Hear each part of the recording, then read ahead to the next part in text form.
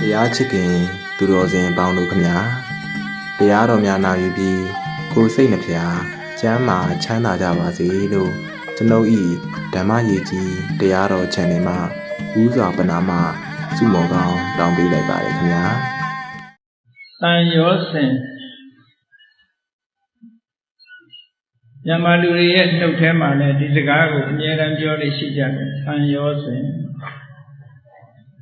ပါဠိစကားအနေနဲ့ကတော့တန်ရောစန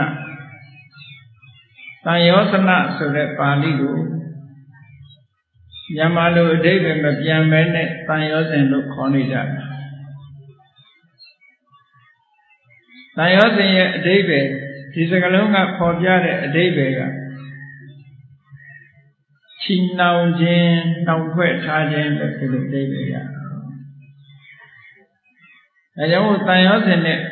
တွဲပြီးတော့ဘာကိုပေးလဲဆိုရင်တန်ရောစင်ကျိုးလို့ပြောတယ်နော်။ကျိုးဆိုတာချီစရာနှောင်စရာတရားဝတ္ထုတစ်ခုနဲ့တစ်ခုတွဲနေအောင်ကျိုးလေးနဲ့ချီပြီးတော့ထားလို့ရှိရင်ထိုအရာဝတ္ထုတစ်ခုဟာတစ်ခုနဲ့တစ်ခုကွဲပေါ်မသွားဘူးပေါ့လူတွေကိုလည်းပဲကျိုးလေးနဲ့တနေရာမှာခြိထားလို့ရှိရင်ဟိုဒီဒီမသွားနိုင်ဘူးပေါ့အဲ့ဒါလို့နှောင်ဖွဲ့ထားတဲ့ကျိုးတဲ့ခွဲနှောင်ဖွဲ့ထားတဲ့အရာကိုတန်ရောစင်လို့ခေါ်တယ်ဒီနေရာမှာဘုရားမြတ်စွာဟောကြားလို့တဲ့တန်ရောစနနှောင်ကျိုးဆိုတာမိမိစိတ်ထဲမှာဖြစ်ပေါ်နေလူတိုင်းမှာနှောင်ကြိုးကလေးတွေရှိနေတယ်အဲ့ဒီနှောင်ကြိုးလေးတွေကအလွန်သိမ်မွေးသည့်အတွက်ကြောင့်ရှိမှန်းတောင်မသိနိုင်တော့သိမ်မွေးပြင်ပကကြိုးကခြိထားလို့ရှိရင်သိတာလေပေါ့အဲ့ဒီကြိုးကိုအလွတ်ယုံပြီးတော့ထွက်မယ်ဆိုလို့ရှိရင်ခန္ဓာကိုယ်ဟာပွန်းပြတ်သွားနိုင်တယ်ပေါ့ခိုင်မာတဲ့ကြိုးဟာယုံထွက်ပြီးတော့မသွားနိုင်ဘူးဟောဒီတန်ရောစင်ကျိုးကြတော့စိတ်ထဲမှာချီနှောင်ထားတာဖြစ်တယ်ချီနှောင်ထားမှလည်းမသိရုပ်ထွက်ရင်လည်းဓာယာတော့မရသို့တော့အနာတရားတော့ဖြစ်တယ်ယုံဖို့အလွန်ခက်တယ်တန်ရောစင်ကျိုးစိတ်နဲ့အာယုံကိုရှင်တွဲပေးထားတယ်တန်ရောစင်ကျိုးဒီရထဲမှာပြောကြတယ်ပစ္စည်းတန်ရောစင်သားတန်ရောစင်သမီးတန်ရောစင်ဆွေမျိုးတန်ရောစင်တကယ်တော့ပစ္စည်းရတဲ့တန်ရောစင်မဟုတ်ပါဘူးသားသမီးကလည်းတန်ရောစင်မဟုတ်ဆွေမျိုးတွေကလည်းတန်ရောစင်မဟုတ်တန်ရောစင်ဆိုတာအဲ့ဒီနှစ်ခုချားမှာဆက်သွယ်ပြီးတော့တွေ့တာနေတဲ့အတွေ့အတာလေးကတန်ရောစင်ချုပ်လို့ဖြတ်လို့ရတဲ့အရာတစ်ခုအဖြုတ်မှားအဖြတ်မှားမယ်ဆိုရင်တန်ရောစင်မပြတ်ဖဲနဲ့ဒီပညာပြတ်လူတွေကပြောကြတယ်ဒီသားသမီးတွေမကောင်းလို့ငါတန်ရောစင်ဖြတ်လိုက်တယ်တန်ရောစင်ဖြတ်တာမဟုတ်သားသမီးအိမ်ကနေနှင်ချတာအဲ့ဒါသို့တော်လည်းဒီတန်ရောစင်ပြတ်သွားလားလို့ဆိုရင်ပြတ်ဘူးပစ္စည်းတန်ရောစင်ဆိုပစ္စည်းတွေစွန့်ပြရဒီပုံစံမျိုးကဒါတန်ရောစင်ဖြတ်တဲ့နည်းမဟုတ်ဘူးနော်တန်ရောစင်ဖြတ်တယ်ဆိုတာဆက်သွယ်မှုဆက်သွယ်ထားတဲ့အရာကလေးကိုဖြုတ်တယ်ဥပမာပဲဒီတဲ့ထင်ရှားအောင်ပြောမယ်ဆိုလို့ရှိရင်စက္ကူလေးနှစ်ခုဟာအတူတကွရှိနေတော့လဲဆိုစက္ကူလေးနှစ်ချက်ဟာတစ်ခုနဲ့တစ်ခုကပ်ပြီးတော့မနေဘူးသို့တော့အဲ့ဒီစက္ခုနှစ်ခုကြားမှာဂလူးလို့ခေါ်ကော်လေးနည်းနည်းထည့်လိုက်လို့ဆိုရင်ထိုစက္ခုလေးကပ်အဲ့တော့ဒီစက္ခုနှစ်ခုရဲ့တွေ့ကပ်သွားအောင်လုပ်ပေးတာကော်ပဲဖြစ်တယ်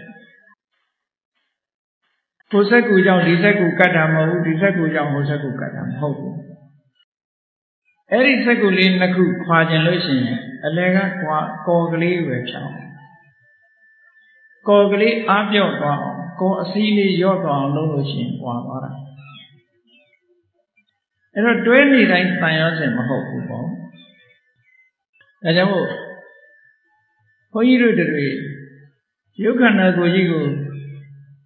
ကျိုးနဲ့ချီနှောင်ထားမယ်ဆိုလို့ရှိရင်နှောင်ထားမှချီနှောင်ထားမှသိတာနှောင်ကျိုးကြီးရှိမှသိတာသို့တဲ့စိတ်ရဲ့နှောင်ကျိုးတွေကပို့ပြီးတော့များတယ်စိတ်ရဲ့နှောင်ကျိုးတွေကိုသိအောင်လုပ်ဖို့အရေးကြီးတယ်ကိုယ်ကာယကြီးကဘယ်လောက်လွတ်လပ်တယ်လို့ထင်စိတ်ထဲမှာရှိတဲ့တန်ရောစဉ်ကျိုးလေးတွေမပြတ်သေးဘူးဆိုရင်ဘယ်တော့မှမလွတ်လပ်ဘူးအဲ့ဒီတန်ရောစဉ်ကျိုးလေးတွေကိုဘယ်ပုံပဲနည်းဖြတ်တဲ့တန်ရောစဉ်ဆိုတာဘာတွေလဲဆိုတာ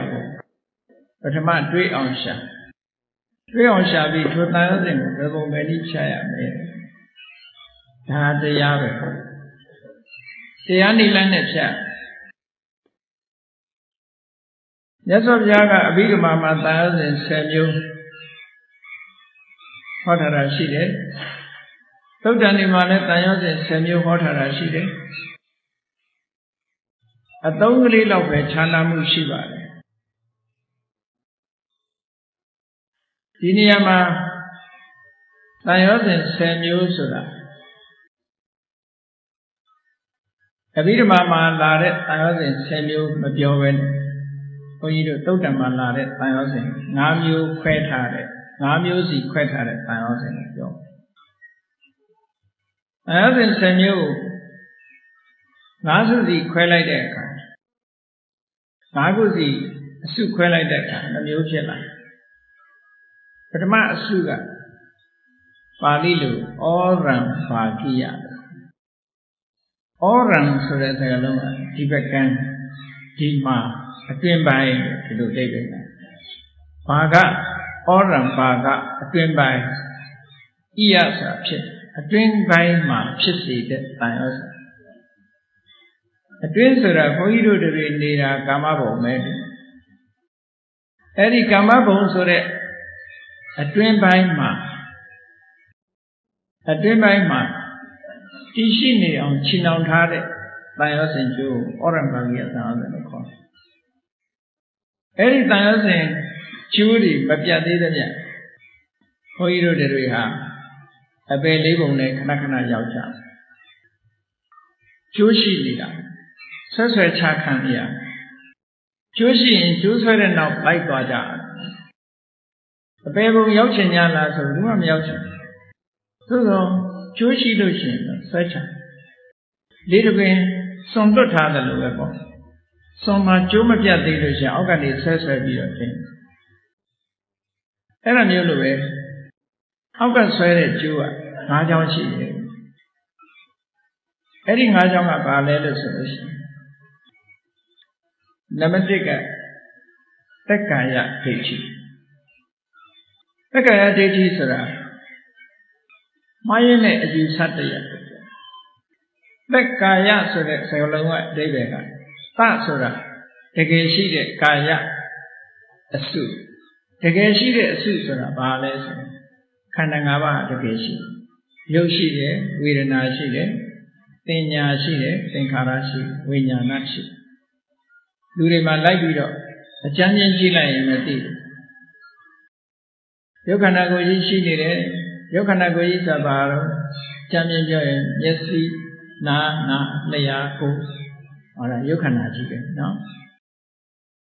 body ပေါ့ရုပ်ခန္ဓာကြီးရှိနေတယ်အဲ့ဒီအရှိကိုတက္ကာယလို့ခေါ်တယ်တကယ်ရှိနေတာတက္ကာယဝေဒနာလူတွေမှာခံစားမှုရှိဝေဒနာလို့ဆိုလိုက်တာနဲ့ယောဂနဲ့သွားမတွေ့ဘူးဒီနေရာမှာဝေဒနာဆိုတာယောဂကိုပြောတာမဟုတ်ဘူးနော်ဗမာစကားမှာယောဂနဲ့ဝေဒနာရောနေဝေဒနာဆိုတာစိတ်ရဲ့အတွေ့အကြုံလေးအာယုတစ်ခုမြင်လို့ကြားလို့ပျော်သွားရင်လည်းစိတ်ရဲ့အတွေ့အကြုံတစ်ခုအာယုတစ်ခုမြင်လို့ကြားလို့ကြောက်လန့်တုန်လို့သွားရင်လည်းပဲစိတ်ရဲ့အတွေ့အကြုံတစ်ခု mental feeling ပေါ့ mental experience အတွေ့အကြုံလေးတွေရသွားဒါဝေဒနာလို့ခေါ်တယ်။မြန်မာလိုပြန်တော့ဝေဒနာဆိုတာခံစားရတယ်လို့ဒီလိုသုံးတယ်။ခံစားရဲဆိုတာ ခါတရံကြတော့ခံစားနေရတာမကောင်းလိုက်တာဆိုဆင်းရဲတာနဲ့သွားပြီးတွေးမိတတ်တယ်ခံစားတာကြတော့အကောင်ခံစားတာကြတော့ဆိုးလို့ဗမာစကားမှာဒီလိုရောထွေးသွားနိုင်သေးတယ်ဒါကြောင့်မို့ဝေဒနာဆိုတာအာယုန်နဲ့အတွေ့အကြုံရသွားတာပြောဥပမာပဲနှစ်သက်စရာအာယုန်လေးကိုတွေးလိုက်လို့ရှိရင်နှစ်သက်သွားတယ်ကျေနပ်တာဒါအတွေ့အကြုံလေးတစ်ခုတော့အင်္ဂလိပ်လိုတော့ feeling လို့ပြန်တာပေါ့နော်ဝေဒနာအဲ့ဒီဝေဒနာဆိုတာတကယ်ရှိတာစိတ်ထဲမှာလူတိုင်းမှာခံစားမှုဆိုတာရှိတင်ညာတစ်ခါကြုံထားလို့ရှိရင်မှတ်တယ်ဆိုတာရှိတယ်လူတိုင်းမှာမှတ်တယ်အဘိဓမ္မာသဘောအရမှတ်တာဘာနဲ့မှတ်တယ်ဆိုတော့ဒီတင်ညာကမှတ်ပြီးတယ်အာယုန်နဲ့တစ်ခါကြုံလိုက်ရင်သူကမှတ်လိုက်တာသူအမှတ်ကောင်းလို့ရှိရင်ခံရတာလူတွေကအဲ့ဒီစိတ်အမှတ်ပေါ်မှာအားမလို့အားမရဖြစ်ပြီးတော့ဘာနဲ့မှတ်ကြလို့ဆိုတော့ဘောပင်လိုစာရွက်တွေနဲ့လည်းမှတ်ကြတာပေါ့ဒါလည်းမှတ်တာပဲပေါ့ဟုတ်တယ်အဲ့ဒီအမှတ်နဲ့နောက်ထပ်ပြန်သိအောင်ပိုးခိုင်မြဲအောင်လုပ်တဲ့သဘောတကယ်ကတော့စိတ်မှာသူ့ဘာသူမှတ်တဲ့သဘာဝလေးတစ်ခုရှိတယ်ဟောအဲ့ဒါကိုတင်ညာလို့ခေါ်တယ်အဲ့ဒီတင်ညာကလည်းတကယ်ရှိတာသင်္ခါရဆိုတာကြံတာတွေးတာစိတ်ဆိုးတာစိတ်ကောက်တာကအစအကုန်လုံးစိတ်ထဲမှာဖြစ်ပေါ်တဲ့သဘာဝတရားအလုံးကိုသင်္ခါရလို့ခေါ်တယ်။အဲ့ဒီသင်္ခါရအစုကြီးကလည်းလူတွေရဲ့စိတ်ထဲမှာနေ့စဉ်ရှိနေတာပဲ။ကိုယ့်ဟာကိုယ်ရှုဆင်ရင်သုံးသပ်ကြည့်လို့ဆိုရင်ဒီသင်္ခါရဆိုတဲ့ mental formation ပေါ့စိတ်နဲ့ပတ်သက်လာတဲ့စိတ်ထဲမှာဖြစ်ပေါ်လာတဲ့စေတသိက်တရားတွေကလည်းတွေးရှိနိုင်တာပဲ။နောက်လူတွေပြောနေကြတဲ့စိတ်ဆိုတာဝိညာဉ်နဲ့ခန္ဓာဝိညာဉ်နဲ့ပြောတဲ့အခါမှာမြန်မာပြည်မှာအဓိပ္ပာယ်က2မျိုးထွက်တယ်ပါဠိစာပေမှာဝိညာဉ်ဆိုတာဝိညာဏဆိုတာစိတ်ကိုပဲပြောတယ်သို့သောလူတွေကတဦးတယောက်တည်သွားလို့ရှိရင်ဝိညာဉ်တို့ပါလို့ပြောတယ်အသက်ကိုရည်စူးပြီးတော့နော်ဝိညာဉ်ဆိုပြီးတော့ပြောနေကြဝိညာဉ်ကမကျွတ်လွတ်သေးဘူးဝိညာဉ်ထွက်သွားတယ်ဒီလိုပြောနေကြသို့တော့အဲ့ဒီစကားတွေကရောထွေးမှုတွေဖြစ်စေတယ်တကယ်စာပေရဝိညာဉ်ဆိုတာဘာလို့ဆိုရင်အာယုံကိုသိတတ်တဲ့သဘောတရားလေးဘုန်းကြီးတို့တွေမှာရှိနေတဲ့အသိစိတ်ကလေးကိုပြောတာကောင်းပြီအဲ့ဒါကိုခန္ဓာ၅ပါးရုပ်ဝေဒနာသင်ညာသင်္ခါရဝိညာဉ်လို့ဆိုရင်ခန္ဓာ၅ပါးတကယ်ရှိတယ်အဲ့ဒီတကယ်ရှိတယ်ဆိုတာကိုတက္ကာယလို့ပြောတယ်နော်သဆိုတာရှိတယ်ကာယဆိုတာအစုခန္ဓာတကယ်ရှိနေတာကခန္ဓာအဲ့ဒီတကယ်ရှိတဲ့အပေါ်မှာအတွေးအထင်တွေဝင်လာလို့ရှိရင်တစ်မျိုးထင်သွားတကယ်ရှိတာကသူ့တဘာဝတိုင်းသူရှိတာကိုတွေးလိုက်တဲ့အခါကျတော့တစ်မျိုးတစ်ပုံပေါ်လာအတွေးပုံရိပ်တွေတဲ့ကြတော့ဒါမျိုးမဟုတ်တော့ရုပ်ကိုဘာလို့တွေးတော့ဆိုရင်ငါပိုင်နေငါဟာလို့တွေးတယ်ဝေဒနာကိုလည်းပဲသာဝရမြဲတဲ့အရာလို့တွေးတယ်တင်ညာသင်္ခါရဝိညာဉ်တို့ကိုလည်းပဲခန္ဓာကိုယ်ထဲမှာရှိတဲ့အတ္တဆိုတဲ့ဆွမ်းဆောင်နိုင်တဲ့အရာလေးတစ်ခုကမှတ်တယ်လို့လှုပ်ဆော်တယ်လို့သိတယ်လို့ဒါမျိုးတွေသွားပြီးတော့အယူဆခန္ဓာ၅ပါးပေါ်မှာမှားယွင်းတဲ့အယူဆတနည်းအားဖြင့်ပြောရင်အတ္တဆိုတဲ့အယူဆအတ္တကိုတစ်ခါတည်းငါလို့ပြောတယ်ငါလို့ပြောတာဒီသဘာဝတရားကိုသဘာဝတရားလို့မမြင်ပဲနဲ့နော်အယူဆတရားနဲ့တကယ်ငါဆိုတာရှိတယ်လို့ဆွဲလန်းသွားတဲ့သဘောအိန္ဒိယနိုင်ငံမှာဘုရားမြတ်စွာမပွင့်ခင်ကပွင့်နေတဲ့အချိန်ခုပွင့်ပိတ်တဲ့နောက်ထိအောင်ဒီခန္ဓာ၅ပါးနဲ့ပတ်သက်ပြီးတော့အတ္တဆိုတဲ့အယူဆတွေယူဆတာအများကြီးရှိအဲ့ဒါကိုမြတ်စွာဘုရားသခင်ကိုရောမြတ်ကခြေဖြတ်ပြီးတော့အနတ္တလက္ခဏာတုတ်ဆိုတာဟောအဲ့တော့အတ္တဆိုတာလေးအဓိပ္ပာယ်ကဘာလို့ဆိုခန္ဓာကိုယ်ကြီးကိုကြီးစိုးနေတဲ့ပိုင်ရှင်ခန္ဓာကိုယ်ကြီးထဲမှာကြီးစိုးနေတဲ့ပိုင်ရှင်လေးရှိတယ်ဒီခန္ဓာကိုယ်ကြီးပျက်စီးသွားလို့ရှိရင်အဲ့ဒီပိုင်ရှင်လေးကထွက်သွားပြီးနောက်ထပ်ခန္ဓာကိုယ်တစ်ခုရှာတယ်လို့ဒီလိုယူဆတယ် ဗမာနဲ့ပါတူလို့ဆိုလိပ်ပြဆိုတာနဲ့ခတ်ဆင်နော်သိသွားရင်လိပ်ပြလေးကထွက်ပြီးနောက်တနေရာဝင်စားတယ်လို့ဒီလိုသုံးရတယ်ပေါ့အဲ့ဒီလိုခန္ဓာကိုယ်တွေကအသိစိတ်ကိုဖြစ်စေခံစားချက်ကိုဖြစ်စေတစ်ခုခုကိုသာဝရမြဲတဲ့အရာလေးပိုင်ဆိုးတဲ့အရာလေးဆိုပြီးတော့ယူဆပြီးတော့နေတဲ့အထင်အမြင်တွေကိုဒိဋ္ဌိလို့ခေါ်တာတက္ကာယနဲ့ဒိဋ္ဌိနှစ်ခုပေါင်းလိုက်တဲ့အခါတက္ကာယဒိဋ္ဌိပေါ့တက္ကာယဆိုတာတကယ်ရှိနေတဲ့ခန္ဓာပေါ်မှာအတွေးမှားအမြင်မှားတွေမှားနေတဲ့အယူဆတရားလို့ပြောတယ်အဲ့ဒီအယူဆဟာလည်းကြီးမားထားတဲ့နှောင်ကြိုးကြီးတစ်ခုပဲစိတ်ထဲမှာနှောင်ကြိုးတဲထားဘုရားတရားတော်ကိုနာရလို့ငါမဟုတ်ဘူးငါမဟုတ်ဘူးအတ္တမဟုတ်ဘူးဆိုတာတည်ငါတခဏမြတော့သိနေကြတယ်သို့သောဘုရားတရားတော်နဲ့ဝေးကွာသွားလို့ရှိရင်ငါဆိုတဲ့အယူဆွဲကြီးကပြန်လာမှာပဲသိကြမပေသေးလို့ရှိရင်ပြန်ရောက်လာအောင်ပါပဲခိတ္တခဏမြတာတရားဓမ္မကိုနားလဲရလို့သို့မဟုတ်တရားဓမ္မကိုလေ့ကျင့်လိုက်ရလို့သိလာတဲ့အသိလေးကတခဏလောက်ဖယ်ရှားထားအဲ့တော့ဒီကျိုးကရှိနေသေးတယ်အဲ့ဒီကျိုးကမတင်သေးဘူးလျှော့ပေးလိုက်တဲ့အခါမှာဟုတ်လားတရားနာရလို့ရှိရင်ကျိုးမတင်မဲ့နဲ့ကျိုးလေးရော့သွားတာပဲရှိတယ်ကျိုးကတော့တန်တမ်းမယ်လို့သူပြောတက္ကရာဒိဋ္ဌိကို20လို့မြတ်စွာဘုရားကဟောတယ်ခန္ဓာတစ်ပါးတစ်ပါးမှာတက္ကရာဒိဋ္ဌိဒီအတ္တယူဆပုံက၄မျိုးရှိတယ်အဲ့ဒီ၄မျိုးကိုကြည့်ပြီးတော့ခန္ဓာ၅ပါးကြတော့၄၅လေး20ပေါ့20ဖြစ်တာဒါကတခုနဲ့တူမတူညီတဲ့ယူဆချက်အယူဆဆိုတာတယောက်နဲ့တယောက်ပဲတူမလဲအမြင်ဆိုတာလည်းတယောက်နဲ့တယောက်မတူသည့်အတွက်ကြောင့်မှားယွင်းတဲ့အယူဆတွေကဘယ်တော့မှမတူဘူးမှန်ကန်တဲ့သဘာဝတရားဆိုတာတစ်ခုတည်းကိုတူတယ်မှားယွင်းတဲ့အယူဆတွေကြတော့ကိုထင်တာကိုယူကြအဲ့တော့အတ္တနဲ့ပတ်သက်ပြီးတချို့ကဘယ်လိုယူဆတော့ရုပ်နဲ့ပတ်သက်လာလို့ရှိရင်ဒီယုတ်ကြီးတွေပြင်အတ္တတွေပြင်ယုတ်ကြီးပဲဒီလိုယူဆတဲ့ပုဂ္ဂိုလ်မျိုးကရှိတယ်ပေါ့အတ္တနဲ့ယုတ်နဲ့အတ္တတူတူပဲဒါလို့ဥပမာပေးထားလို့မိလျံလေးကိုဘုန်းကြီးတို့တွေပြောင်းနိုင်မီးလေးထွန်းတာလို့ရှိရင်အဲ့ဒီပြောင်းနိုင်မီးလေးကတောက်နေတဲ့မီးလျံလေးကိုမြင်နေရတယ်နော်အဲ့ဒီမီးလျံလေးဒီပြင်မီးလျံလေးမြင်ရတယ်ဆိုတာသူ့အဆင်းရောင်လေးကိုမြင်နေရမီးလျံလေးဒီပြင်အဆင်းဒီပြင်မီးလျံနဲ့အဆင်းဟာတူတူပဲဆိုအဲ့ဒီအယူဆမျိုးအတ္တဒီယုတ်ဒီပြင်အတ္တလို့မှားယွင်းတဲ့အယူဆတရားဖြစ်ပေါ်လာနောက်တစ်ခုကျတော့ဒီယုတ်ကြီးကိုအတ္တလို့မပြောဘူးအတ္တဆိုတဲ့အရာမှာယုတ်ရှိတယ်လို့တွေးတယ်အတ္တဆိုတဲ့အရာမှာယုတ်ကြီးကရှိတယ်အဲ့တော့အတ္တမှာယုတ်ရှိတယ်ဆိုတော့အတ္တကကြီးရင်ယုတ်ကြီးကြီးတယ်အတ္တကသေးရင်ယုတ်ကသေးတယ်ပေါ့ဒီလိုပုံစံမျိုးအတ္တမှာယုတ်ရှိနေတယ်ဆိုယူဆတာတစ်ခုနောက်တစ်ခုကျတော့ဘုန်းကြီးတို့တွေရဲ့ရှိတဲ့ခန္ဓာကိုယ်ယုတ်ကြီးဟာအတ္တပေါ်မှာတည်နေတယ်အတ္တကိုနှီးပြီးတော့ဖြစ်နေရတယ်လို့ဒီလိုယူဆတဲ့ပုဂ္ဂိုလ်ကလည်းရှိတယ်နောက်တစ်နည်းကျတော့ဟောဒီယုတ်ကြီးဟာယုတ်အတ္တဟာဟောဒီယုတ်ပေါ်မှာတည်နေတယ်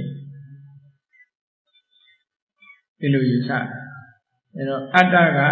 ယုတ်ပေါ်မှာတည်နေတယ်ယုတ်ကအတ္တပေါ်မှာတည်နေတယ်ဥပမာလေးတွေနဲ့ပြောမယ်ဆိုလို့ရှိရင်ပန်းမွင့်လေးတစ်ပွင့်ကြည့်အနံ့ကဘယ်မှာရှိတယ်ပန်းမွင့်မှာရှိအနံ့လေးကပန်းမွင့်ပေါ်မှာကြီးနေတယ်လို့အတ္တလေးဟာရုပ်ပေါ်မှာကြီးနေတယ်ဒီလိုကြံကြံဖန်ဖန်တွေးတာပြောတာနော်ခံရတဲ့အရာတစ်ခုရှိနေတယ်လို့အဲ့ဒါလို့အတ္တနဲ့ပတ်သက်ပြီးယူဆချက်၄ရက်ဝေဒနာနဲ့ပတ်သက်ပြီးတော့ယူဆချက်၄ရက်တင်ညာနဲ့ပတ်သက်ပြီးယူဆချက်၄ရက်သင်္ခါရနဲ့ပတ်သက်ပြီးယူဆတယ်၄ချက်ဝိညာဏနဲ့ပတ်သက်ပြီးတော့ယူဆချက်၄ရက်အားလုံးတက္ကရာဒိဋ္ဌိ20လို့ပြောအဲ့ဒီတက္ကရာဒိဋ္ဌိ20ဘုရားမြတ်စွာသာသနာနဲ့တွေ့လို့တရားဓမ္မတွေနာရတဲ့အခါကျတော့မမှန်ဘူးဆိုတဲ့အတွေးတွေ ငယ်စဉ်တောင်ကြီးကလေးဘဝကဘုရားတရားတွေသိရုပ်နဲ့နာမည်ရှိတယ်ဆိုတဲ့အသိလေးကြောင့်ထိုတက္ကရာဒိဋ္ဌိဆိုတဲ့အတွေးတွေခိတ္တခဏငြိမ်ဝတ်နေတယ်တင်းထားတဲ့ကျိုးလေးကရော့တယ်သို့တော့မရှိတာမဟုတ်ရှိတယ်အဲ့ဒီတက္ကရာဒိဋ္ဌိဆိုတဲ့ကျိုးကလေးရှိနေသေးလို့ရှိရင်အပေကိုသွားစေတတ်တဲ့ကိလေသာတွေသောဘတွေဒေါသတွေမောဟတွေဒီနေ့မဟုတ်ဒီနေ့လုံးပြီလို့ရှိရင်အပေပုံနဲ့ဆက်သွယ်မပြတ်ဘူးတက္ကရာဒိဋ္ဌိမပယ်နိုင်သေးသမျှအပေပုံနဲ့ကျိုးတန်းထားတော့မရှိသေးတယ်ဒါကြောင့်မို့မရောက်ချင်မဲ့လည်းရောက်သွားမှာအဲ့ဒီတက္ကရာဒိဋ္ဌိကိုကြောက်ချင်လို့ရှိလူရတဏ္ဍမှာယုံနဲ့နာကလွဲလို့ဘာမှမရှိဘူးယုံနဲ့နှစ်ခုသာလည်းရှိတယ်ဒီလိုလဲကြားလဲကြားနာရမယ်သင်လဲသင်ယူရမယ်အဲ့ဒါကိုလည်းလက်တွေ့ကျင့်သုံးပြီးတော့ရှုမှတ်ရတယ်ရှုမှတ်လို့သဘောကျလာပြီးအသိဉာဏ်တစ်ခုရလာပြီဆိုနာမရူပပြိစ္ဆေဒါနာနဲ့ယုတ်ဒီနှမျိုးကလွဲလို့ဘာမှမရှိဘူးခုနပြောတဲ့တွေးကြံထားတဲ့အတ္တဆိုတာဒီခုမှမရှိဘူးအဲ့ဒါလို့ရှင်းရှင်းလင်းလင်းသိသွားဘယ်သူကဖယ်ရှားလိုက်တော့ဆိုနာမရူပပြိစ္ဆေဒညာဖယ်ရှားလိုက် analytical knowledge of mind and matter analytical knowledge of mind ယုံနဲ့နာနှစ်ခုကွဲသွားပြီယုံနာတဘာဝအစစ်အမှန်ကိုမြင်လိုက်တာနဲ့တပြိုင်နက်တက္ကရာဒိဋ္ဌိကရောကြပါနောက်ဆုံးသောတပန်ဖြစ်သွားပြီဆိုတဲ့အခါမှာဒီတက္ကရာဒိဋ္ဌိကလုံးဝကျင်းစင်သွားတယ်ကျိုးလုံးဝပြတ်သွားတယ်တက္ကရာဒိဋ္ဌိဆိုတဲ့ဒီတန်ရောစဉ်ကျိုးဟာသောတပန်ဖြစ်သွားပြီဆိုပြတ်ပြီးမပြတ်သေးလို့ရှိရင်ဘုန်းကြီးတို့တွေရဲ့စိတ်ကလေးဟာဟောဒီခန္ဓာ၅ပါးကိုပဲအတ္တလို့ထင်နေတဲ့အထင်အမြင်လေးဟာစိတ်ကလေးနဲ့အဲ့ဒီအထင်အမြင်လေးဟာနှစ်ခုခြိထားတဲ့အတွက်ကြောင့်ခွာလို့မရအဲ့ဒီအတွေးအထင်အာယုံလေးနဲ့ဒီစိတ်ကလေးကခြိနှောင်ထားတဲ့အတွက်ကြောင့်ဒီအတွေးခဏခဏဝင်လာတယ်ပေါ့ဒါကျိုးရှိနေတယ်ဆိုတော့ခြိထားလို့ရှိရင်တခြားရောက်မသွားဘူးဒီအတွေးပဲပြန်ဝင်လာအေးသောတပန်ဖြစ်သွားလို့ရှိရင်တော့အဲ့ဒီစိတ်ကလေးကိုခြိနှောင်ထားတဲ့တက္ကရာဒိဋ္ဌိလို့ဆိုတဲ့ဒီနှောင်ကြိုးကိုဖယ်ရှားပြလိုက်နိုင်တယ်ဘာကိုမြင်ပြီးတော့နှောင်ကြိုးကိုဖယ်ရှားလိုက်နိုင်တာတော့လို့ဆိုတကယ်ယုတ်ဓမ္မနန္ဓမတွေရဲ့မမြဲတဲ့သဘောတွေကိုမပိုင်တဲ့သဘောတွေရှင်းရှင်းကြီးမြင်ပြီးတော့သင်္ခါရတရားတွေရဲ့သဘာဝကိုရှင်းရှင်းကြီးမြင်ပြီးသင်္ခါရတရားချုပ်ငြိမ်းတဲ့နိဗ္ဗာန်ကိုလည်းရှင်းရှင်းကြီးမြင်သွားတဲ့အခါကျတော့လွဲမှားနေတဲ့အယူဆတွေအားလုံးကိုဖယ်ရှားလိုက်နိုင်တယ်။ဒါကြောင့်မို့သောတပတ္တိမေကိုဓတ္တနာလို့ခေါ်ဓတ္တနာဆိုနိဗ္ဗာန်ကိုမြင်တာသူအဆင့်အမြင့်ဆုံးမြင်တာနိဗ္ဗာန်ကိုမမြင်ခင်သူ့ရဲ့အခြေခံအနေနဲ့ဝိပဿနာဘာတွေမြင်တော့ဆိုသင်္ခါရတရားတွေဖြစ်မှုပြမှုတွေမြင်အဲ့ဒီမြင်မှုတွေအားကောင်းလာတဲ့အခါသင်္ခါရတရားတွေဖြစ်တာပြတ်တာတွေမြင်နေတဲ့မြင်မှုအားကောင်းလာတဲ့အခါနောက်ဆုံးသင်္ခါရတွေလုံးဝချုပ်သွားတဲ့အဆင့်ကိုသွားမြင်တယ်ပေါ့အဲ့ဒါနိဗ္ဗာန်ကိုမြင်တာပဲပေါ့အဲ့ဒါလိုမြင်လိုက်တာနဲ့တပြိုင်နက်ခုနကအတွေးတွေဟာနောက်ထပ်ဘယ်တော့မှမလာတော့ကျိုးဟာလုံးဝပြတ်သွားပြီပေါ့အဲ့ဒီတက္ကရာဒိဋ္ဌိဆိုတဲ့ကျိုးလုံးဝပြတ်သွားပြီဆိုလို့ရှိရင်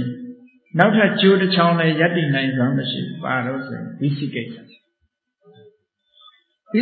လည်းပဲနှောင်ကြိုးပဲစိတ်နဲ့အာယုံကိုနှောင်ထားတာနှောင်ကြိုးဖြစ်သည့်အတွက်ကြောင့်ဝိသိကိစ္စပေါ်လာတဲ့အခါစဉ်းစားလိုက်တိုင်းမဝေခွဲနိုင်ဘူးဒါကဟုတ်မဟုတ်ကလားတရားဆိုတာရောဟုတ်မဟုတ်ကလားတရားကိုရှင်းလို့နိဗ္ဗာန်ဆိုတာဟုတ်မဟုတ်ကလားရနိုင်တာမှန်ရင်လားနဲ့ဆိုတဲ့အတွေးတွေမရှင်းသေးဘူးဒီဘဝမှာသရအားတွေကောင်းလို့ဝိသိကိစ္စမရှိဘူးဆိုတာမကောင်းတဲ့ပတ်ဝန်းကျင်ရောက်သွားပြီဆိုလို့ရှိရင်ဒီအတွေးတွေဝင်လာမှသိကြတယ်ခိတ္တခဏငြိမ်ဝတ်နေတာလားဖြစ်အေးတက္ကရာဒိဋ္ဌိဆိုတဲ့မှားရတဲ့အယူဆကြီးတရားကိုဖယ်ရှားလိုက်နိုင်တာနဲ့တည်းနဲ့တန်တရားဆိုတဲ့ဝိသိကိစ္စကိုလည်းဖယ်ရှားလိုက်နိုင်တယ်ဆိုတော့ ကျိုးနှစ်ချောင်းပြုတ်သွားတက္ကရာဒိဋ္ဌိဝိသိကိစ္စဆိုကျိုးနှစ်ချောင်းပြုတ်သောတပန်ဖြစ်သွားပြီဆိုရင်ဒီကျိုးနှစ်ချောင်းပြုတ်အဲ့ဒီကျိုးနှစ်ချောင်းပြုတ်သွားတာနဲ့တကြိုင်နဲ့အပယ်နဲ့လမ်းပိတ်လိုက်တာ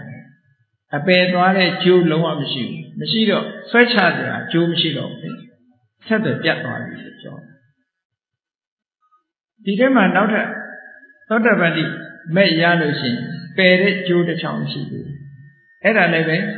မှားရင်းတဲ့အယူဆနဲ့ပတ်သက်တယ်ဒါကဘာလို့ဆိုသီလပတ္တပရမတ္တသီလဆိုတာအလေးအထကိုပြောတာအခုခုနဆောက်တည်တဲ့၅ပါးသီလတို့ဘာတို့ဒါမျိုးပြောတာမဟုတ်စကလုံးတူရမယ်လို့မတူတာဘူးအတိတ်ပဲမတူတာကိုသိရ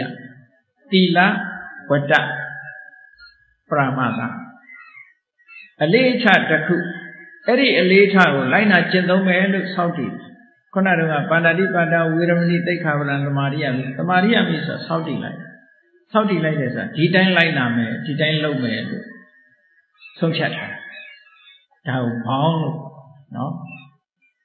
ဒိဋ္ဌာန်လိုက်တာပေါ့ဒါလုပ်မယ်ဆိုတာဒိဋ္ဌာန်လိုက်အဲ့ဒီလိုဆောက်တည်လိုက်တာလက်ခံတာကျင့်သုံးမှုရလုပ်လိုက်တာကိုဝတ္တလို့ခေါ်အလေးဓာတ်တစ်ခုကိုလုပ်မယ်လို့သူကပဲသဘောမှာတတ်လွတ်စားမယ်လို့ဆောက်တည်လိုက်တာဝတ္တပေါ့နော်ကျင့်သုံးတာ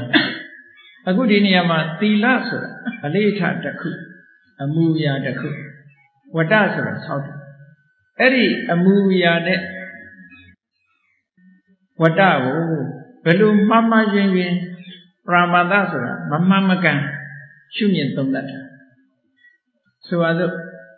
လူတွေရဲ့အမူအကျင့်အလေးအထားနဲ့တိရစ္ဆာန်တွေရဲ့အမူအကျင့်အလေးထားမတူဘူးလေဒီမှာခွေးတစ်ကောင်ရဲ့အမူအကျင့်နွားတစ်ကောင်ရဲ့အမူအကျင့်အလေးထားမတူဘူးသို့တော့အဲ့ဒီအလေးအကျင့်တွေကိုနွားတစ်ကောင်ရဲ့အလေးအကျင့်သူကတွေးကောင်းတွေးလိုက်မယ်ဩနွားဆိုတော့ဘူးမှအန္တရာယ်မပေးဘူးမနှောအေးချမ်းတယ်မျက်စားတယ်သူဘယ်သူမှဒုက္ခမပေးဘူးအမေတ္တာနဲ့သိခံစိတ်ရှိသူ့လိုငါကျင့်ကောင်းမှာဒီလိုအတွေးမဝင်နိုင်ဘူးလားဝင်လာတယ်နော်အဲ့လိုဝင်လာသည့်အတွက်ကြောင့်နွားရဲ့ပုံပန်းတဏ္ဍာကိုယူပြီးတော့နွားလိုနေမယ်နွားလိုကျင့်မယ်ဆိုတာကိုဆောက်တည်လိုက်အဲ့ဒါကိုခေါ်ဝတ္တby practice မြတ်စွာဘုရားလက်ထက်ကတကယ်နွားလိုကျင့်တဲ့ပုဂ္ဂိုလ်တွေရှိသူတို့ကျင့်တာလဲသူတို့ကြည်ရွယ်ချက်ကတော့ဘာလို့ဆိုနွားလိုကျင့်လို့ရှိရင်အကုသိုလ်ကံတွေကုန်ပြီးတော့တဏှာဝကလွတ်နိုင်တယ်လို့ယူဆယုံကြည်တာမှားရတဲ့ယုံကြည်ချက်နဲ့လုပ်တာမှားရတဲ့အမြင်နဲ့လုပ်ထို့တူပဲခွေးလိုတွေခွေးလိုကျင့်လို့ရှိရင်လည်းဒီတဏှာဝကလွတ်နိုင်တယ်လို့ယူ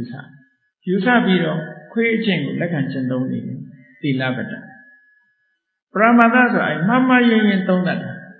တန်တရားဝကမလွတ်နိုင်ပဲနဲ့လွတ်တယ်လို့သုံးတတ်တာမှားယွင်းတဲ့သုံးတတ်ချက်ပေါ့အရာတစ်ခုကိုမှားယွင်းတဲ့သုံးတတ်ချက်နဲ့လိုက်နာမယ်ဆိုလို့ရှိရင်ဘယ်တော့မှသူထင်တဲ့အကျိုးကိုမလာနိုင်ဘူးသီလပတ္တပရမတ္တဆိုတာလည်းပဲတန်ရောစဉ်တစ်ခုပဲဘာဖြစ်လို့တော့ဆို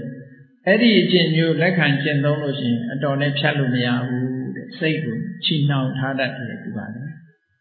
ချီနှောင်ထားသည့်အတွက်ကြောင့်မမှန်မကန်တဲ့အကျင့်ကိုကျင့်နေတာတောင်မှပဲတချို့ကဟုံနှုံးနဲ့ဒါကိုမစွန့်ပယ်နိုင်ဘူးမစွန့်ပယ်နိုင်ပဲဖြစ်သွားအဲ့ဒါဘာကြောင့်လို့ဆိုးနဲ့ချီထားတယ်လို့နှောင်ကြိုးမိသောတာပန်ဖြစ်သွားရင်မမှန်ကန်တဲ့အကျင့်တွေကိုဘယ်တော့မှလက်ခံကျင့်သုံးခြင်းမရှိတော့ဘူးရှင်းရှင်းကြီးကျင့်ပုံကျင့်နည်းကိုရှင်းရှင်းကြီးသိသွားပြီမဂ္ဂင်၈ပါးအကျင့်တရားသိတာနဲ့နိဗ္ဗာန်ရောက်ကြောင်းအကျင့်ဆိုတာမှန်မှန်ကန်ကန်ကြီးသိသွားသည့်အတွက်ကြောင့်သောတာပန်ဖြစ်သွားလို့ရှိရင်လည်းဟောဒီသီလပတ္တပရမတ္တဆိုတာပဲတဲ့ပေါ့ဒါကြောင့်မို့ယရဏတုတ်ထဲမှာပါတယ်မောလားတက္ကာယဒိဋ္ဌိဝိသိကိစ္စသင်္စသီလပတ္တဝါပိယထာတိကိစီဆိုတာအဲ့ဒီတိုင်မှုဒီကျိုးသောကြောင့်ဖြတ်လိုက်တာနဲ့တကြိုင်နဲ့စတုဟိပါယဟိသဝိပမုတ်တော်အပေလေးဘုံကလွတ်သွားဒါအပေကိုဆွဲချနိုင်တဲ့ကျိုးတွေအပေလေးဘုံကလွတ်သွားသတ္တဗံပုဂ္ဂိုလ်မှာလောဘရှိသေးတယ်ရှိပေမဲ့လို့ သူ့မှာရှိတဲ့လောဘသည်အပယ်ကိုဆွဲချနိုင်တော့မရှိဘူးအပယ်ကိုဆွဲမဲ့ကြိုးကလည်းမရှိတော့နော်ဒေါသရှိသေးတယ်သူ့မှာရှိတဲ့ဒေါသကအပယ်ကိုပို့နိုင်တော့အောင်ပြစ်ထန်တဲ့ဒေါသမဟုတ်တော့ဘူးအကုသိုလ်တွေအချို့သူ့မှာရှိနေသေးတော့လေအရေးကြီးတဲ့ဟောဒီတက္ကရာဒိဋ္ဌိဝိသိကိစ္စသီလပရပရမသဆိုတဲ့တာယောဇဉ်ကျိုး၃မျိုးကိုဖယ်ရှားပြစ်လိုက်နိုင်တဲ့အတွက်ကြောင့်သောတာပန်ပုဂ္ဂိုလ်ဒီအပေကိုရောက်ဖို့ရအကြောင်းရှိတော့ဘူးလို့ဒါပြောအဲ့တော့ဒီကျိုးတွေဟာဘယ်လိုဆက်သွယ်ထားတဲ့ဆိုတာစဉ်းစားကြည့်တယ်လျှက်စစ်မိကျိုးတွေဆက်သွယ်ထားလို့ရှိရင်မိလာနေတယ်လို့ပဲဘုန်းကြီးတို့စိတ်တွေထဲမှာလည်းပဲဥဒ္ဒကဒိဋ္ဌိဝိသိကိစ္စသီလပရမသဆိုတဲ့ကျိုးတွေဟာတန်းလန်းလေးတွေရှိနေသေးတယ်ဆိုရင်ဒီကနေ့ငြိမ်ဝတ်နေပြီမဲ့လို့နောက်ဒီကျိုးတွေကလှုပ်ရှားလာတယ်လောဘဒေါသမောဟတွေဖြစ်လာလို့ရှိရင်အပေပုံနဲ့အိုးစားမကွဲသေးဘူးရောက်တော့အောင်ပါပဲဘာလို့ဆိုကျိုးတန်းလန်းနေကိုတန်ရောစဉ်ဒီ၃ခုအရေးကြီးဖြတ်ပြရမယ်ကျိုး၃យ៉ាងပဲပေါ့နောက်တစ်ခုဒီတန်ရောစဉ်ကျိုး၃ခုကိုဖယ်လိုက်လို့ရှိရင်အပေပုံမရောက်တော့ဘူးမဖယ်သေးရင်အပေပုံရောက်အောင်မယ်နောက်ကျိုး၃ချောင်းကဘာလို့နောက်၂ချောင်းကဘာလဲလို့ဆိုလို့ရှိရင်ကာမိသန္တာဗျာပါဒဒါဘုန်းကြီးတို့တွေမှာခုနတက္ကရာဒိဋ္ဌိတို့ဝိသိကိစ္စတို့သီလဝတ္တပရမသတို့ကတရားတော်နာထားရလို့ခိတ္တခဏငြိမ်ဝတ်ပြီးတော့ယော့သွားနိုင်သေးတယ်ဒီအခုလာတဲ့ဟာကကာမိသန္တာလိုချင်စရာအာယုန်တွေကိုလိုချင်နေတဲ့တဏှာနော်မြင်စရာမျက်စိကနေပြီးတော့နှစ်သက်စရာအာယုန်တွေ့ရင်လိုချင်တဲ့လောဘဖြစ်တယ်နှစ်သက်စရာအာယုန်မဟုတ်ဘူးဆိုလို့ရှိရင်ဒေါသဖြစ်တယ်ဗျာပါဒလိုချင်စရာလိုချင်ရင်လောဘမုန်းပြီးလို့ရှိရင်ဒေါသဒီတိုင်းလောက်အတန်ကလည်းနှစ်သက်စရာအာယုန်ဆိုလို့ရှိရင်လောဘလာတယ်နှစ်သက်စရာအာယုန်မဟုတ်ဘူးကိုမကြိုက်တဲ့အတန်မျိုးဆိုရင်ဒေါသဖြစ်တယ်နှစ်သက်စရာအာယုန်ကိုလိုချင်တာကကာမိသန္တာစိတ်ထဲမှာမခံကြီးမခံတာဒေါသဖြစ်တာကဖြာပါတာလောဘနဲ့ဒေါသလောဘဆိုတဲ့နေရာမှာလောဘအလုံးကိုမဆိုလိုဘူးဒါကြောင့်မို့ကာမိသန္တာလို့သုံးတာကာမပေါ်မှာကာမဆိုတာလိုချင်စရာအာယုန်တွေကိုကာမလို့ခေါ်တယ်လိုချင်စရာအာယုန်ဆိုတာအလုံးသိနေတဲ့အတိုင်းမျက်စိကမြင်ပြီးတော့လိုချင်စရာကောင်းတဲ့အမြင်အာယုနားကကြားရတဲ့လိုချင်စရာနှစ်သက်စရာအပန်းအာယုနှာခေါင်းကနမ်းရှုလို့ရတဲ့နှစ်သက်စရာအနတ်အာယုလျှာနဲ့လျက်လို့ရတဲ့နှစ်သက်စရာရတ္တအာယုခန္ဓာကိုယ်နဲ့ထိလို့တွေ့လို့နှစ်သက်စရာကောင်းတဲ့ဖွတ်တ္တပအာယုအဲ့ဒါတွေကိုကာမလို့ခေါ်တာပဲအဲ့ဒီကာမတွေပေါ်မှာသန္တာရှိနေတာတွေ့တာနေတာလိုချင်နေတာကိုကာမိသန္တာဒီနေရာသန္တာဆိုတာလောဘကိုပြောတာဒီပြည့်နေရာသန္တာဆိုတာတစ်မျိုးနော်ကာမိသန္တာဆိုတာကာမပေါ်မှာပြင်းထန်တဲ့လောဘတစ်ခုဖြစ်နေတာအဲ့ဒါကလည်းကျိုးပဲခုနသောတာပန်ပုဂ္ဂိုလ်မှာကာမိသန္တာဆိုတဲ့ကျိုးလေးသူမဖြတ်နိုင်သေးဘူးဗျာပါဒဆိုတဲ့ကျိုးလေးလည်းသူမဖြတ်နိုင်သေးဘူးအဲ့ဒီကျိုးလေးနှစ်ချောင်းကျန်နေသေးတယ်ကျိုးနှစ်ချောင်းကျန်နေသည့်အတွက်ကြောင့်သောတာပန်ပုဂ္ဂိုလ်ဒီလူပြည်ရောက်တယ်နတ်ပြည်ရောက်မယ်လူပြည်နဲ့နတ်ပြည်သူဂတိဘုံ9ဘုံမှာတော့သူကသွားနေဦးမှာပေါ့ဒီကျိုးလေးတွေကကျန်နေသေးတဲ့အတွက်ကြောင့်ကျိုးဆွဲရသူပါနေဦးမှာပဲမပယ်နိုင်သေးဘူးနှစ်သက်စရာအာယုန်လေးနှစ်သက်နေသေးတယ်သောတာပန်ပုဂ္ဂိုလ်မှာလည်းပဲစိတ်ထဲမှာမရှင်းမရှင်းကလေးတွေရှိနေသေးတယ်စိတ်ထဲမှာဒီအမြင်နေလွဲမှားနေဆိုပါစို့အမှတ်မှားတာရဲ့အမြင်မှားတာရဲ့အသိမှားတာအမှား၃မျိုးစာပေလိုပြောလို့ရှိရင်ဝိပ္ပန္နတာဝိပ္ပန္နတာဆိုတာအင်္ဂလိပ်လိုပြန်တယ် perversion တနည်းအားဖြင့် hallucination hallucination ဆိုတာအယက်သမားတွေနဲ့ပတ်သက်ပြီးသုံးတဲ့စကားလုံးတစ်ခုနော်အရက်ကြောင်းလာတဲ့လူတယောက်ဟာမရှိတာတွေမြင်လာတာဟိုလူကသူ့ရန်လို့သလိုလိုဒီလူကသူ့ရန်လို့သလိုလိုတွေ မရှိတာတွေကိုမြင်လာတယ် hallucination ဖြစ်တယ်လို့ခေါ်တယ်အဲ့ဒီ hallucination ဆိုတာဝိပဿနာဆိုတာမှန်မှန်ကန်ကန်မဟုတ်ဘဲနဲ့မဟုတ်တာတွေကိုစိတ်ထဲမှာမြင်ထင်အောင်မြင်အောင်နေဖြစ်လာအဲ့ဒီထင်အောင်မြင်အောင်ဖြစ်တာစိတ်ထဲမှာဖြစ်လို့ရှိရင်အတိမားလို့ခေါ်တယ်မှတ်တင်ညာနဲ့ဖြစ်လို့ရှိရင်အမှတ်မားလို့ခေါ်တယ်အမြင်နဲ့မှားလို့ရှိရင်အမြင်မှားဆိုလိုတာကအတိမားဆိုတာစိတ်တဝိပဿနာအမှတ်မားဆိုတာတင်ညာဝိပဿနာအမြင်မှားဆိုတာဒိဋ္ဌိဝိပဿနာဝိပဿနာ12ပါးရှိ12ပါးလို့မှတ်လို့အမတန်လွယ်အောင်ပြောမယ်ဒီ၃မျိုးကိုမှတ်ထားလိုက်အမြင်မှားရဲ့ဒိဋ္ဌိဝိပဿနာအတိမားရဲ့စိတ်တဝိပဿနာအမှတ်မှားတင်ညာဝိပဿနာကဲအာယုံကိုကြည့်လိုက်လို့ရှိရင်သူကအနိစ္စကိုနေဆလို့တကယ်ကအနိစ္စမမြဲဘူးမမြဲတာကိုမြဲတယ်လို့ဒါတစ်ခုမမြဲတာကိုမြဲတယ်လို့မှားပြီးတော့မှတ်တယ်မှားပြီးတော့ထင်တယ်ဆင်းရဲတာကိုချမ်းသာတယ်လို့မှတ်တယ်ကိုအစိုးမရတာကိုအစိုးရတယ်လို့မှတ်တယ်စာလို့ပြောရင်အနိစ္စကိုနေဆနော်ဒုက္ခကိုဒုက္ခအနတ္တကိုအတ္တနောက်တစ်ခုကအတုပကိုတုပအတုပဆိုတာမတင့်တယ်တာကိုပြောတာနော်လူသေးထားတဲ့အိမ်ကိုအတုပအိမ်လို့ခေါ်နေတာနော်အဲ့ဒါကိုပြောတာမဟုတ်ဘူးဗမာစကားကလည်းတစ်ခါတလေကြတော့ဟိုတွင်ကျယ်တဲ့နေရာသွားတွင်ကျယ်နေတော့အဓိပ္ပာယ်ကြီးမှားသွားတာတယ်အတုပဆိုတာမတင့်တယ်တာကိုတုပတင့်တယ်တယ်လို့ဒီလိုမှတ်တယ်ခုနကဒီ၄ခုနဲ့ခုနက၃ခုနဲ့မြောက်လိုက်လို့ရှိရင်12ခုဖြစ်တာပဲဒါဝိပဿနာ12ပါးလို့ခေါ်တယ်အဲ့ဒီဝိပဿနာ12ပါးမှာသောတပန်ပုဂ္ဂိုလ်အနေနဲ့ကျမ်းနေသေးတာလေးတွေရှိသောတပန်ပုဂ္ဂိုလ်က hallucination လေးတွေကျမ်းနေသေးတယ်ဘာတွေကျမ်းနေတော့ဆိုတော့သူက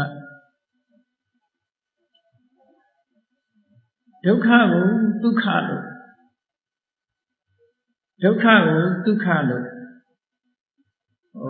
အမှတ်မှားတာလေးရဲ့ပြီးတော့အတိမှားတာလေးအမြင်မှားတာတော့သူကမရှိတော့နော်ဒိဋ္ဌိဝိပဿနာနဲ့ပတ်သက်ပြီးသောတပန်မှာမရှိဘူးလို့မှတ်တာအဲ့တော့နှစ်ခုနဲ့ဒုက္ခကိုဒုက္ခလို့ထင်နေတယ်အတိမှားမှန်စိတ်ထဲမှာတော့အမှားလေးကြံနေတယ်ပေါ့ဒုက္ခကိုဒုက္ခလို့ထင်နေတယ်အခါခါနောက်ဒုက္ခကိုဒုက္ခလို့မှတ်တဲ့အမှတ်ကလေးကျန်နေသေးတယ်ပေါ့ဒါမို့သောတပန်ပုဂ္ဂိုလ်ကလည်းဘဝကိုပြောနေသေးတယ်ပေါ့ဝိသခါရောဆို9နှစ်သမီးကသောတပန်ဖြစ်တယ်16နှစ်သမီးကျအိမ်အောင်ရသားကြသေးတယ်ဒုက္ခကိုဒုက္ခလို့ထင်သေးတာစိတ်ထဲကအတိမှားတာလေးနဲ့အမှတ်မှားတာလေးဆိုနှစ်ခုနောက်တစ်ခါ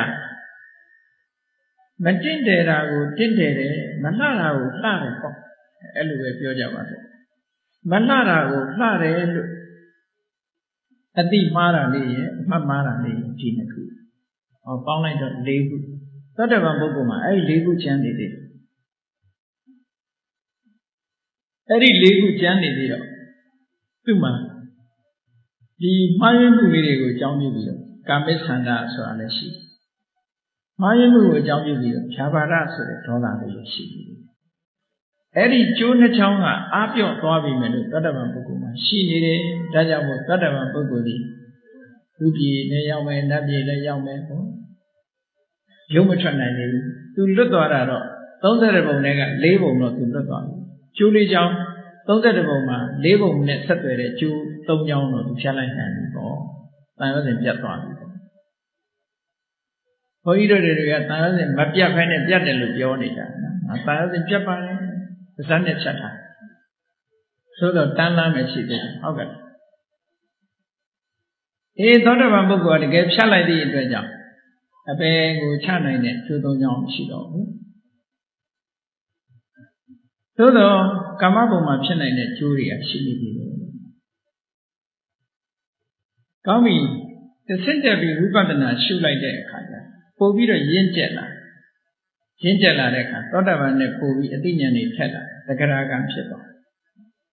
သောတာပန်မှာ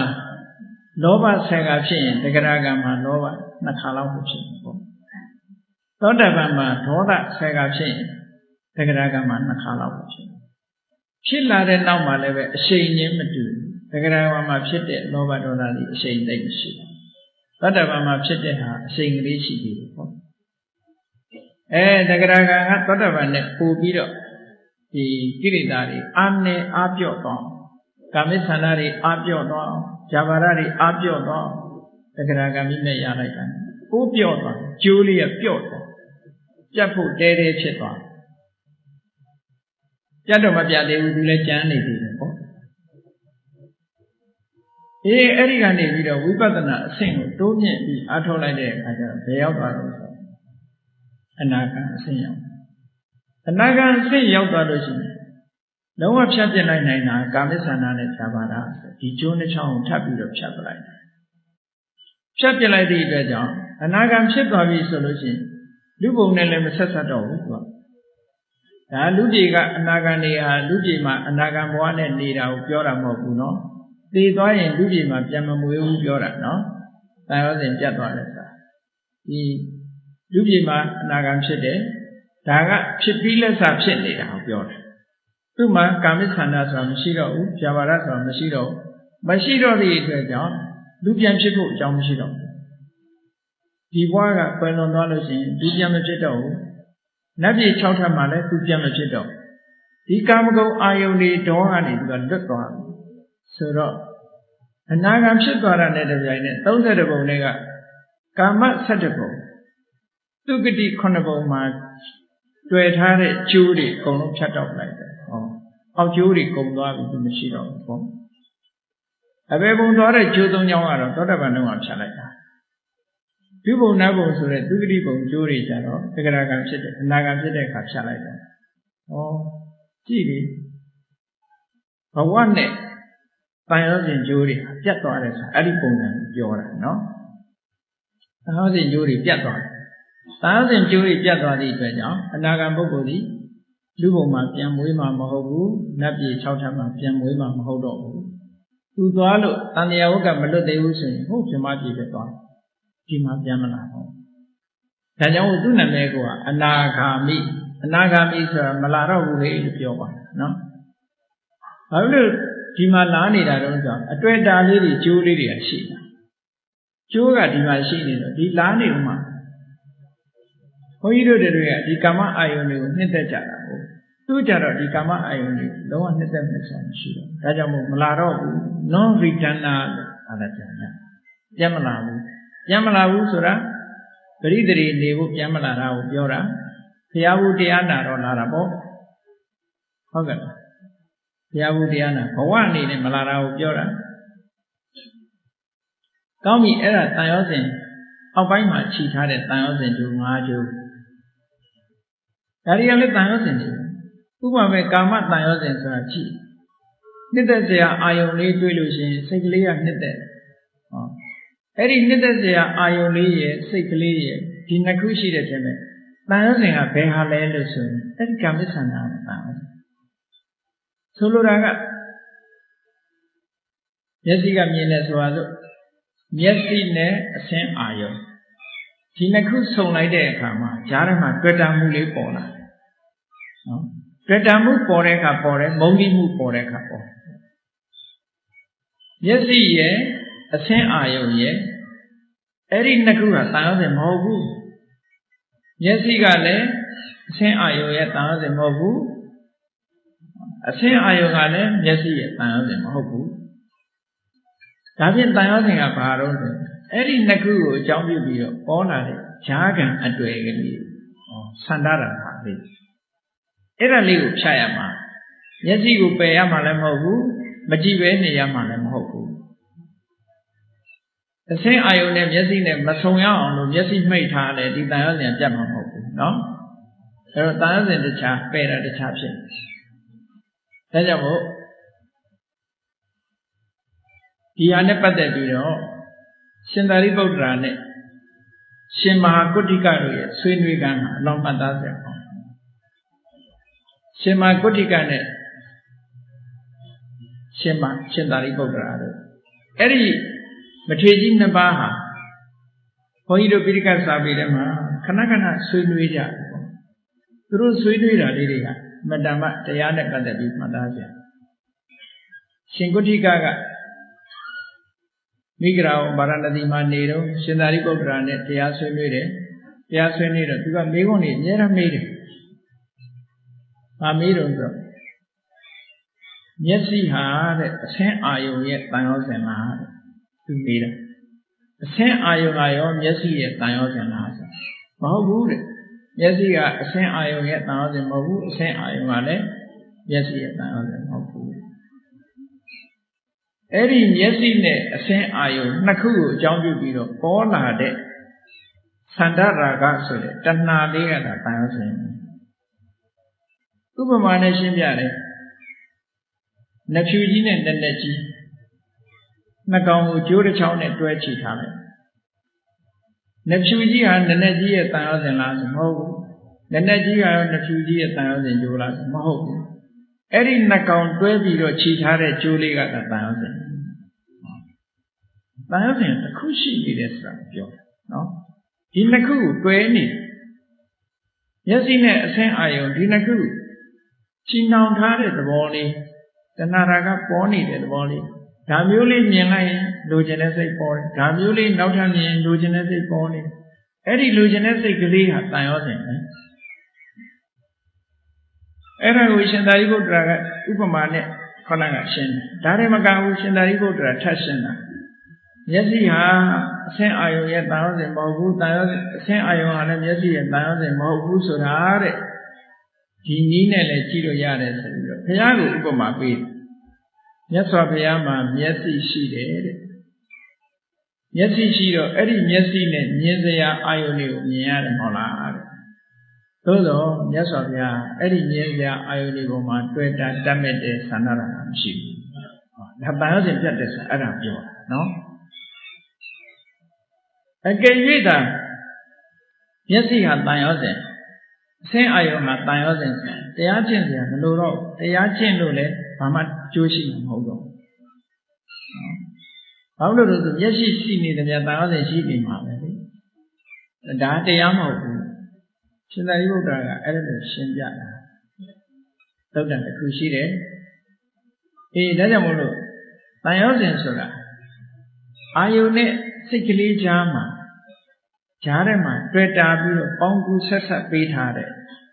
တဘာဝတရားလေးကိုခေါ်တာလို့ဒီလိုမှတ်ထားတယ်နော်အခုပြောခဲ့ပြီအမြင်မှားတာလည်းတန်ရောစင်ပဲတန်တရားဖြစ်တာလည်းပဲတန်ရောစင်ပဲကာမဂုဏ်အာယုန်တွေကိုတွေ့တာတဲ့လောဘဟာလည်းတန်ရောစင်ပဲကာမဂုဏ်အာယုန်ပေါ်မှာကိုမကြိုက်တဲ့အာယုန်ပေါ်မှာမုန်းတီးတာလည်းပဲတန်ရောစင်ပဲဟုတ်လားလူတွေကအမုန်းတန်ရောစင်ကြတော့တန်ရောစင်လို့သိပြီးဘူးနော်တဏှာအတွေ့အတာကိုသာလေတန်ရောစင်လို့ထင်ကြတယ်မဟုတ်ဘူးမုန်းတာလည်းတန်ရောစင်ပဲနော်ဒီကောင်းပြီအနာဂတ်ဖြစ်သွားလို့ရှိရင်အဲ့ဒီတန်ရောစင်၅မျိုးဒီကျိုး၅ချောင်းပြုတ်သွားသည့်အတွက်ကြောင့်ကာမဘုံနဲ့ဆက်ဆံမရှိတော့ဒါဖြင့်နောက်ထပ်ကျိုးဘယ်နှချောင်းကျန်သေးလဲတန်ရောစင်ကျိုး၅ချောင်းကျန်သေးတယ်အဲ့ဒီတန်ရောစင်ကျိုး၅ချောင်းကိုဥဒ္ဓံဘာဂိယတန်ရောစင်ကိုခေါ်တယ်ဥဒ္ဓံဘာဂဆိုတာအထက်အဖို့အထက်ဘဝများဣယဆိုတာဖြစ်စေအထက်ဖြစ်တဲ့ဓမ္မဘုံမှာဖြစ်စေနိုင်တဲ့တန်ရောစင်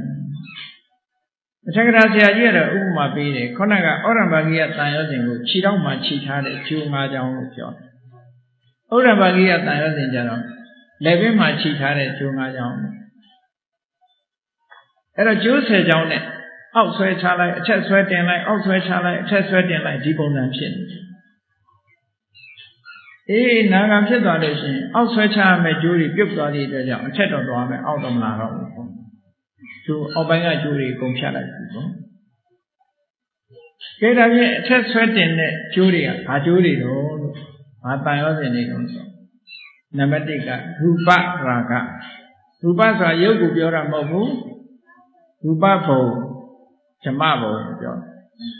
ဇံရထားတဲ့ပုဂ္ဂိုလ်ဟာထိုဇံရဲ့ကြည်ရာဖြစ်တဲ့ရူပဘုံပေါ်မှာတန်ရောစဉ်ဖြစ်သွားအဲ့ဒါကိုရူပရာဂလို့ခေါ်တယ်အရူပရာဂကအရူပဇံရသွားတဲ့ပုဂ္ဂိုလ်ဟာအရူပဘုံမှာတွေ့တာတဲ့တဏှာရာဂဖြစ်တယ်ကာမဘုံမှာသူမတွေ့တော့ဘူးအဲ့တော့ရူပဘုံမှာတွေ့တာတဲ့တဏှာအရူပဘုံမှာတွေ့တာတဲ့တဏှာဆိုတဲ့ဒီကျိုးနှစ်ချောင်းဒါလည်းတန်ရောစဉ်ကျိုးနှစ်ချောင်းအတွက်ဒါရှိနေသေးတယ်ရှိနေသေးတဲ့အတွက်ကြောင့်ဇမပြေမှာသူရောက်တာပေါ့နောက်တစ်ခုကမာနဆိုတာ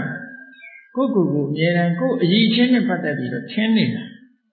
ချင်းနေတဲ့အထင်ဆိုတာအရည်ချင်းဆိုတဲ့နေရာမှာငါတော်တယ်လို့ထင်တာလည်းထင်တာပဲငါညံ့တယ်လို့ထင်တာလည်းထင်တာပဲအရည်ချင်းနဲ့ပတ်သက်ပြီးတော့ထင်ရောက်တာကိုမာနလို့ခေါ်တယ်နော်မာနဆိုတာငါညံ့လိုက်တာလို့ဆိုရင်လည်းဒါမာနပဲငါတော်လိုက်တာဆိုလည်းမာနပဲနော်အခုတော့နားလည်နေကြတာဟိုသူများပေါ်မှာမောက်မာတာတခုတော့ပဲမာနလို့သိကြတယ်မာနဆိုတာဒီအရည်ချင်းနဲ့ပတ်သက်ပြီးတော့တွေးချင်တာတွေမှန်တယ်မာနလို့ခေါ်တယ်ပေါ့ကောင်းပြီအဲ့ဒီမာနကလည်းအလွန်ကောင်းပါတယ်အဲ့ဒီအထင်ရောက်နေတာကြောင့်မို့လို့တရားတို့တရားမြတ်မရနိုင်ဆိုပါစို့အရှင်နုရုဒ္ဓမထေရမြတ်ငါစัจ java လာ1000ကိုဒိဗ္ဗစက္ကုဝိညာဉ်ဖြင့်ကြည်နိုင်တယ်တကယ်ရောကြည်နိုင်တာပဲသူကြည်နိုင်တယ်ဆိုတော့သူစိတ်ထဲမှာအထင်ဆိုတဲ့မာနကလေးရှိနေသည့်အတွက်ကြောင့်ဉာဏ်နာဖြစ်ဘူးရှင်သာရိပုတ္တရာမထေရမြတ်ကအဲ့ဒါမတွေးပါနဲ့လို့ပြောလိုက်မှသူဉာဏ်နာဖြစ်တာမာနဆိုတာအဲ့ဒီအရေးချင်းနဲ့ပတ်သက်ပြီးတော့ထင်မြင်နေတာကိုပြောတာနော်အမတန်နုညံ့တဲ့မာနအမတန်သိမ်မွေးတဲ့မာနအမတန်သိမ်မွေးတဲ့တရားတို့တရားမြတ်ကိုအနှောင့်အယှက်ပေးတယ်ပေါ့ကျမ်းတမ်းတဲ့မာနကြတော့ကျမ်းတမ်းတဲ့ပုံအားလေးကိုပြီးတာထင်ရှားစေတယ်ပေါ့ကောင်းပြီအဲ့ဒီမာနဆိုတဲ့အတွေးဟာလည်းပဲဉာဏ်နာဖြစ်သွားမှသာဖယ်ရှားပြနိုင်တယ်ရတ္တမေရတ္တကိုရမှဟောဒီမာနဆိုတဲ့တန်ရောစဉ်ကျိုးကပြုတ်တယ်ခုနရူပရာဂအရူပရာဂဆိုတဲ့တန်ရောစဉ်ကျိုးကလည်းဉာဏ်နာဖြစ်သွားမှတဏှာရာဂတွေအကုန်လုံးကုန်မှဒီကျိုးကပြုတ်တယ်နောက်ဥဒိစ္စဆိုစိတ်ထဲမှာမငြိမ်မသက်ဖြစ်တာလေးတွေအနာဂတ်ပုဂ္ဂိုလ်တွေမှာတောင်မှရှိတယ်လို့ပြောရစိတ်ထဲမှာမငြိမ်မသက်ကလေးတွေ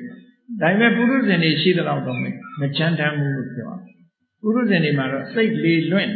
စုစည်းလို့မရဘူးဆိုတဲ့အနေအထားမျိုးရှိတယ်အဲ့ဒီဥဒိစ္စဆိုတာလည်းပဲအကုသိုလ်တစ်ခုပဲငါလုံနေတယ်ဘာလို့မဖြစ်တာတော့ငါလုံနေတယ်ဘာလို့မဖြစ်တာတော့တွေးနေတယ်ငါမှဒါတွေရှိရဲ့တတိတွေကောင်းလိုက်တယ်ဝိရိယတွေကောင်းတယ်သမာဓိတွေကောင်းတယ်ဘာဖြစ်လို့ငါတမဲတစ်ခုမရသေးတာကောင်းတယ်လို့တွေးနေတာကစိတ်တွေလွတ်နေတာတဲ့ရှိမစရာအာယုံကလွဲလို့သမာဓိရဲ့ဆန့်ကျင်မဲ့တခြားတွေးတာမှန်တယ်ဥဒိစ္စလို့ယူဆတယ်ပေါ့ဒါကြောင့်ဒီဥဒိစ္စဆိုတဲ့ကျိုးဟာလည်းပဲအမတန်ခိုင်တဲ့ကျိုးတစ်ချောင်းပဲအတော်နဲ့မဖြုတ်နိုင်ဘူးပေါ့သာမန်ပုဂ္ဂိုလ်တွေကဒါကျိုးလို့တော့မထင်ဘူးပေါ့စိတ်ထဲမှာအာယုံနဲ့တွဲနေတဲ့ဒီကျိုးမဖြုတ်နိုင်လို့ရှိရင်သမာဓိရဲ့ဆွမ်းဆောင်ချက်တွေကအားပြော့နေမှာပဲဒါကြောင့်မို့ဉာဏ်နာဖြစ်သွားပြီဆိုမှဒီဥဒိစ္စဆိုတဲ့ကျိုးဖြတ်တယ်။တန်ရုံးစဉ်ကျိုးဖြတ်။နောက်ဆုံးကဘာလို့ဆိုရင်တော့အဝိဇ္ဇာ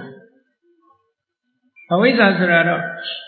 အမှန်မသိပဲနဲ့အမှားသိနေတာ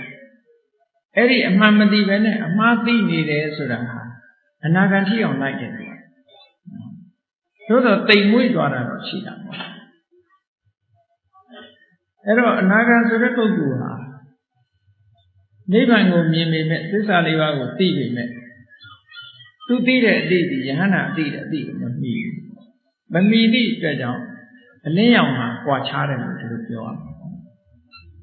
အေးဒါကြောင့်မို့လို့အဝိဇ္ဇာအမှောင်ကလေးရှိနေသေးသည့်အတွက်ကြောင့်ဘဝကိုတွေ့တာမှုလေးတွေရှိတယ်ကာမရာရူပရာဂဆိုတာရူပဘုံကိုတွေ့တာလိုက်တယ်အရူပရာဂအရူပဘုံကိုတွေ့တာလိုက်တယ်အဲ့ဒီအတွေ့အတာလေးတွေဟာ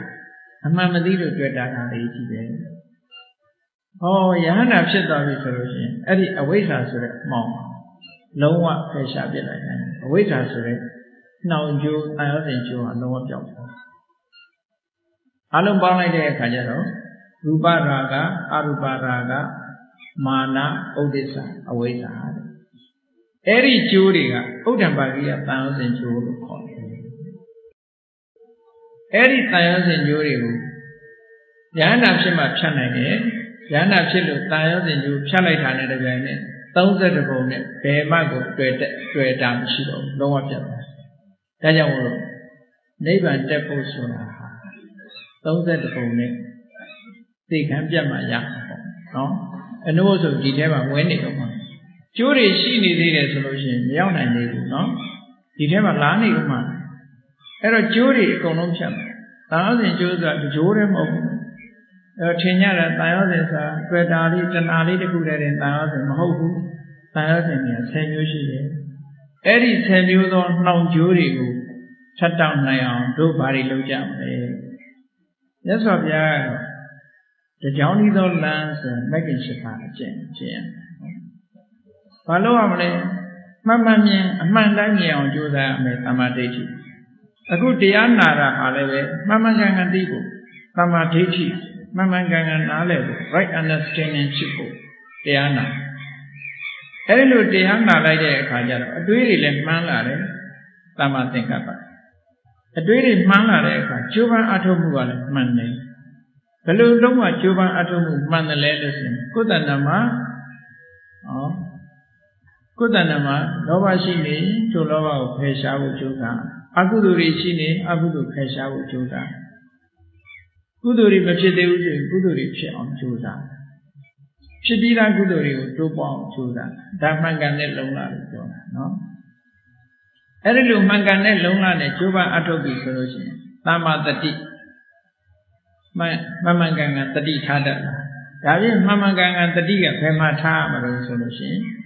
The different Alivarima Hotel, Kaya, Saita, Vidana, Tama, no calling. Nibi Tanamashiri, Ayo Leia Poma, Nibi Tatika, Lure. Hoido de Rea, Tati Makan Naimu solution, Eddie the Bawa de Ari, Madira, Tati Makano Madira. Kaya Jaunamadi, Virana Jaunamadi, Saita Jaunamadi, Tama Jaunamadi, Malumadi, Tati Makana. The Dika Pijoshi, Naganyan Laila. The Diga Ayo Jubide, Yangati, Ella Jamu, Tama the Tisa, Yango Tangu Julia, Tama the Di, Ayo, Yeran, the teacher. Now, the teacher Tareha, teaching on Lopida, Tama the Madi. Oh, Pona de Kajaro, Tama de Ti, Tama Dengaba, Tama Wayama, Tama the Di, Tama the Madi. The Karaka Becky. The Ato Desati, Agule Ato. Namawasa Namagavana Nama Aziwasura, Chutin Biro Piaset, Tanshi Lutana, no? Tila, Chutin Tila, Tanshin Tama, Kona Biore, making Abu, Taku Chude. The Alubana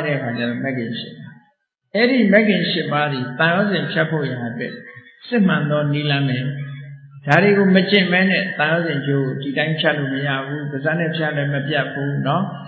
If we do never do not take Gambia Pes or take Gamba Jachin Jama, Mapiapu, Diana. Okay. Ella Javolo, 1,000 Jachin Luchin, Mamangang Yinjin, Mamangang Twitchanjin, Mamangang Juba Atochin, Mamangang 30 Tanajin, Mamangang 6, Jinyon, Tajin Lucere. How did Megan the Ari died? Jinjan Juko Atomada. He tired in Josuari, Yame, Cozy the watcher, tired in Jury, Chantan, Jinjan Juko, Ato Chinchin. Tired in Jew, Arlo chat out Doddy. Don't let go, food drink and the video, Arlo looking at Levan Chana, Yama Puja, Ma, Joji, Jinjan Juko, Ato, 9 Java, Sigom the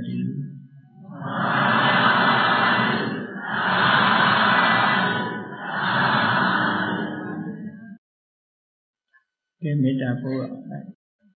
Tadwa Myazwa, Yangwa, Chanda Javasi, Tadwa Myazwa, Yangwa, Chanda Javasi, Vidyayi Chan, Tunga Chan. Java, ရေချမ်းသုံးငါဖြံငြိမ်းချမ်းကြပါစေသက်ရှိချမ်းမာစိတ်ချမ်းသာဘုရားဆန္ဒပြေပါစေသက်ရှိချမ်းမာစိတ်ချမ်းသာဘုရားဆန္ဒပြေပါစေဘုံလန္တာဒုက္ခပင်ကစားမေတ္တာပုံနေတုသင်္ကမာမနောတရတိတဝေတံပဝါယံတုသုကန္တကာမေတ္တာပုံနေတုသင်္ကမာစုပေါင်းပုအပ်မေတ္တာတဟုရောင်း